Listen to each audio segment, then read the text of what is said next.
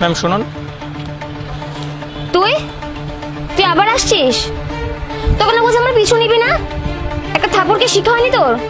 Ma'am থামেন, আমি আপনার কোনো পিছনেই নেই। আপনি সত্যি করে বলেন এগুলো কি চলতেছে? কি চলতেছে মানে? তুই কি বলতে চাস? বুঝছি, এইভাবে তুই বুঝবি না। আমি এক্ষুনি পুলিশ কমপ্লেন করতেছি। আপনি পুলিশ কমপ্লেন করেন, সমস্যা নেই, পুলিশ আসবে, পুলিশ এখানে আসতে হবে। তার আগে এই ছোট্ট ভিডিওটাকে একবার চেক করেন তো।